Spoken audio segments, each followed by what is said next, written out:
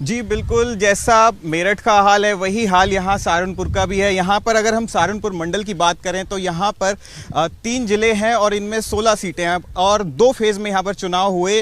First phase में मुजफ्फरनगर और शामली इनकी 9 सीटें और यहाँ जो है सहारनपुर सेकंड फेज़ जिसमें कि 7 सीटें आती हैं। अगर साल 2017 की हम बात करें तो बीजेपी ने यहाँ पर 12 सीटें पाई थीं और समाजवादी पार्टी को 2 सीटें मिली थीं और कांग्रेस को 2 सीटें मिली थीं। लेकिन जो अभी पत्रकारों का जो एग्जिट पोल आया है उसमें भाजपा को 5 सीटें और बीएसपी को 2 सीटें और समाजवादी पार्टी 9 सीटें लेती हुई दिख रही है। यहाँ पर अलग अलग पार्टियों के नेता यहाँ पर हैं। ये मुकेश चौधरी जी बीजेपी से हैं जो कि नकुल विधानसभा से प्रत्याशी हैं। आपसे ही हम बात करेंगे कि इस बार जो है जो पोल आ रहा है, जिससे पहला 17 में था जो आपकी 12 सीटें थी अब 5 पर सिमटती हुई दिख रही हैं, क्या वजह है?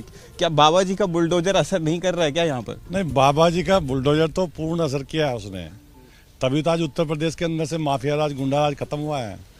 कम क्यों होती दिख रही है? कम कहाँ हो रही है? अभी कल खुलने दीजिए, सीटें 16 की 16 आएगी पूरे मंडल में।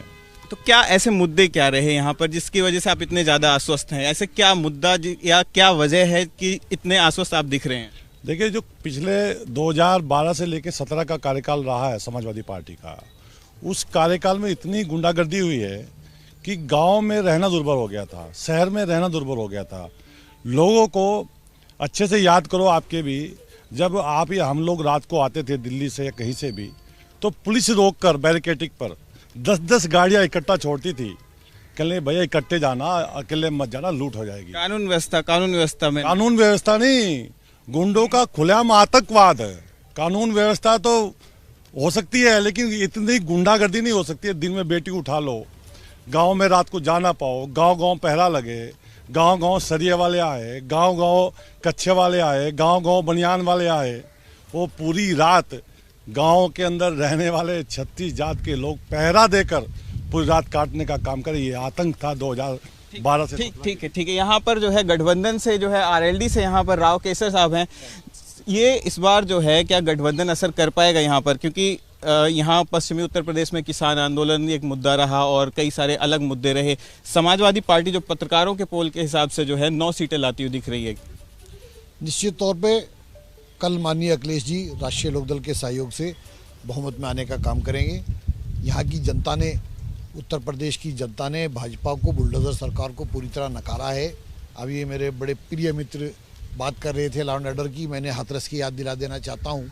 एक दलित बेटी को जिस तरह वही इसी सरकार में दलित बेटी को जिस तरह खुलेआम पीटा गया, और एक बाबा योगी बाबा जिसको हिंदू के नाम पे अपने आप को वो सबसे बड़ा हिंदू बताते हैं, और रात को ही हिंदू रीति रिवाज के अलग हटके रात को ही उसका क्रियाक्रम करा दिया गया, रात को ही अंतिम संस्कार करा दिया गया। तो इससे ज़्यादा और उदाहरण लॉ एंड ऑर्डर खराब होने की और क्या वो होगा? जनता विकास चाहती है, युवा रोजगार चाहता है, हर सर छत चाहता है, हर हाथ काम चाहता है। अब ये हिंदू मुस्लिम, पाकिस्तान, हिंदुस्तान, कश्मीर, ये अब ये मुद्दे नहीं चलने वाले हैं। कश्मीर हिंदुस्तान का अभिन्न अंग है, हिंदुस्तान में रहेगा, और हिंदुस्तान के अंदर अब उत्तर प्रदेश के अंदर रोजगार का मुद्दा चलेगा, उत्तर प्रदेश के अंदर किसान का मुद्दा चलेगा, उत्तर प्रदेश के अंदर महंगाई और पेट्रोल और डीजल की महंगाई का, तेल 200 रुपये लीटर होने का, ये मुद्दे चलेंगे। हर आदमी, हर युवा रोजगार के लिए भटक रहा है। आपने पुरानी पेंशन व्यवस्था को हम लागू करेंगे, आपने ख़त्म की, रोज़गार ख़त्म किया। युवा अगर रोज़गार मांगने जाता है उस पर लाठी चलती है। ये तमाम मुद्दे हैं, इन मुद्दों को करके उत्तर प्रदेश बिल्कुल यहाँ पर कांग्रेस से जो है, कांग्रेस से हैं मुजफ्फर अली साहब जो हैं। पिछली बार 2 सीटें थी, इस बार तो एक भी आती हुई नहीं दिख रही है एग्जिट पोल के हिसाब से। देखिए, मैं आपको बता दूँ, चुनाव हो चुका, कल अंतर्राष्ट्रीय महिला दिवस था। हमारी नेता आदरणीय प्रियंका गांधी जी ने कल लगातार महिलाओं को लेकर मार्च किया, लड़की हूँ लड़ सकती हूँ।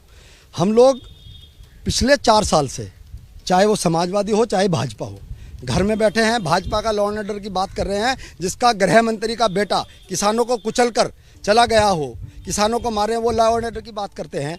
हम लोग पिछले 5 साल से लगातार यहाँ ज़मीनी मुद्दों पर लड़ाई लड़ रहे हैं। संगठन और कार्यकर्ता सड़क पर आकर न्याय की लड़ाई लड़ने का काम कर रहा है, वो हम लोग करते रहेंगे, जनता का निर्णय कुछ भी हो। बिल्कुल यहाँ पर बीएसपी से भी है। बीएसपी को जो है क्या कहते हैं, इस बार 2 सीटें मिलती हुई दिख रही हैं, पिछली बार से थोड़ा फायदा दिख रहा है। क्या ऐसी वजह क्या है? लेकिन इस बार मायावती जी भी उतनी ज़्यादा एक्टिव तो दिखी नहीं कहीं। देखिए, जहाँ तक हमारी पार्टी की बात है, बहुजन समाज पार्टी की बात है, हमारी पार्टी जो है कैडर बेस्ड पार्टी है और जिस ज़िले में अभी फ़िलहाल आप ये इंटरव्यू ले रहे हैं, ये बसपा का ज़िला हमेशा से माना गया है और यहाँ पर तकरीबन हर सीट पर अगर आप देखेंगे तो तकरीबन 80 से 70 से 80 हज़ार का जो समाज है वो दलित समाज का वोट खड़ा हुआ है। 1 लाख से ऊपर भी है बहुत सी सीटों के ऊपर। आप देखेंगे कि हमने जो ये अभी फ़िलहाल जो प्रोजेक्शंस आ रहे हैं, ये वही वाले प्रोजेक्शन है जो आपने 2007 में दिखाए थे और 2007 में प्रचंड बहुमत के साथ बहुजन समाज पार्टी की सरकार आई थी। लॉ एंड ऑर्डर की, जहाँ पर हमारे प्रिय मित्र मुकेश चौधरी जी बात कर रहे थे, लॉ एंड ऑर्डर का इनके जो सरकारी एजेंसी है। जी रुमाना, अभी ये अलग अलग जो है यहाँ पर जो राय जो लोगों की है, अलग अलग प्रत्याशी जो हैं अपने अपने मुद्दे रख रहे हैं।